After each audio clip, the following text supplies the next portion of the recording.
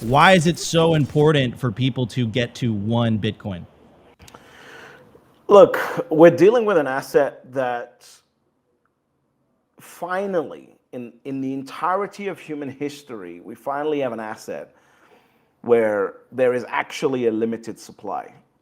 This is the first time in human history that we've ever seen anything like this.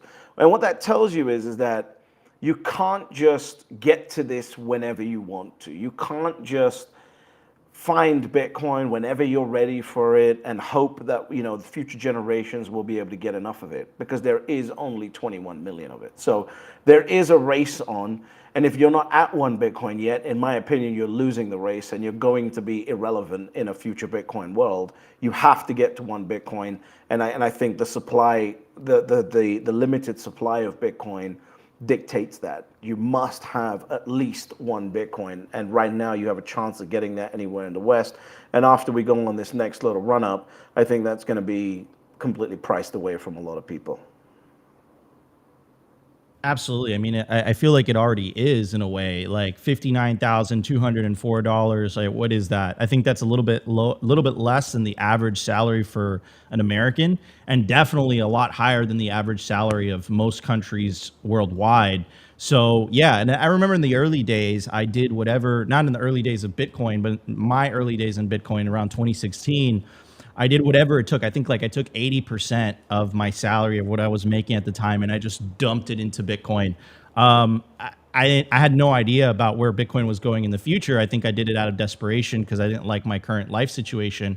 But looking past, I think that was one of the best decisions I've made in my life. And I know what a lot of people are thinking, because at that time, back in 2017, I thought, holy cow,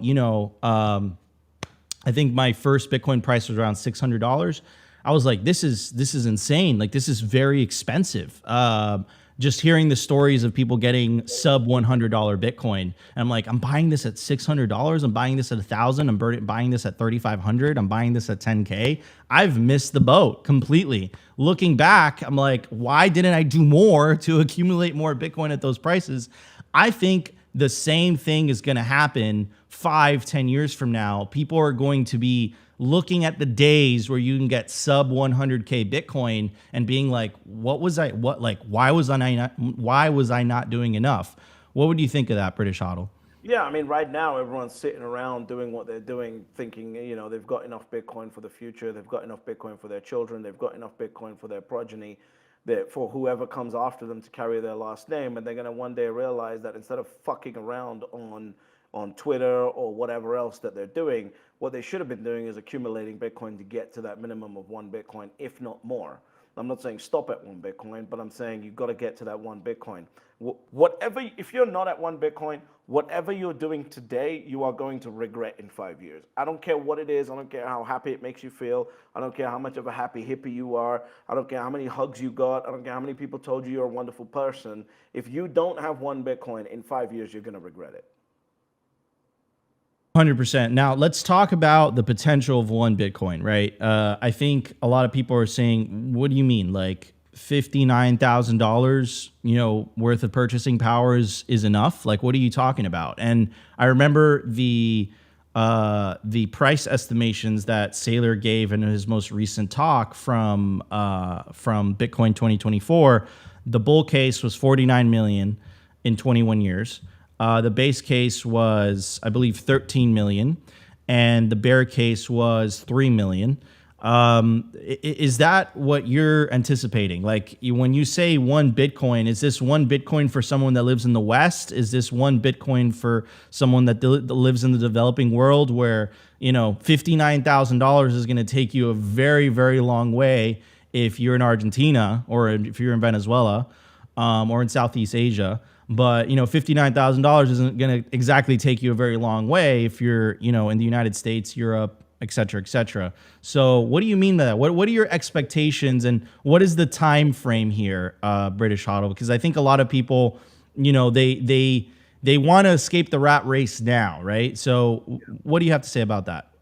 Yeah, look, at the end of the day, a lot of people want, and I'm really, I don't know if you know my history about price predictions, but they're absolutely amazing. I said we were going to get to $100,000 by May 7th, and one of these May 7ths, we will get to $100,000 by May 7th, right? So my short-term price predictions are absolute total garbage.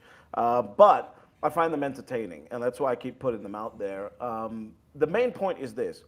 I come from the United Kingdom. Anyone in the United Kingdom or the US or a G7 nation should have their sights set on a minimum of one Bitcoin. Completely understand if someone, in the rural heartlands of Indonesia can't get to one Bitcoin because that's just not how it works. And there's probably some adjustment of get to X amount of Bitcoin that that person needs to do. But I don't talk to that person. That person manages to benefit from the things that I say, and that's fine.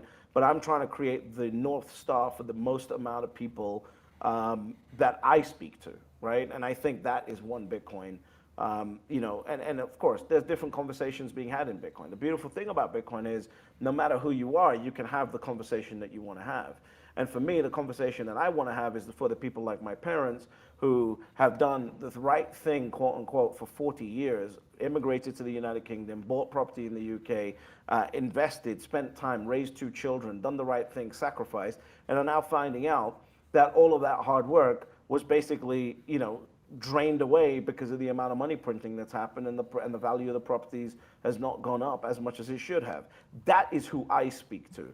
So if someone who's not got a pot to piss in has a problem with me saying get to one Bitcoin, I'm not the person you're looking for. You might need to go look for someone else who can give you a more encouraging message. For me, the people that I speak to, what they need to hear is this is the hardest asset, most secure asset, the most limited asset humanity has ever created, and you better pivot some of that real estate, you better pivot some of that stock portfolio, and you better get to one Bitcoin right now, because if you don't, you're going to be left behind just like you always are, because now that BlackRock's in the game, now that Fidelity's in the game, now that all these wirehouses are coming down the pipeline, now that Morgan Stanley's in the game, they're skipping everyone between $500,000 and $30 million net worth. All of those majority real estate owners are getting completely skipped over. It's the multi-hundred millionaires that are being called right now to get into Bitcoin. So my message is for the people who've got that $500,000 to $30 million net worth and the urgency of getting to one Bitcoin. And if anyone else hears my message and gets the benefit of it too, that's absolutely great. But my main point is for people like my parents who need to wake up now. Yeah, absolutely. And let's talk about that a little bit more, right? Which is just and there's something also like Hodl that you were mentioning that I come from a different perspective, right? Which is I believe that Bitcoin is for everyone, but realistically, I think we're gonna get to a point where the fees on chain are going to be so expensive to a point that I think the majority of people that use Bitcoin in the future are actually going to be using it on the second and third layers. But I believe right now, people do have a small window where, they can get into Bitcoin and accumulate enough Bitcoin where in the future, even with the increase in fees, they'll be able to transact using the main chain. So, but I think it is like kind of like an exclusive message in a way, basically saying that your messaging isn't for everyone. Like, Yeah.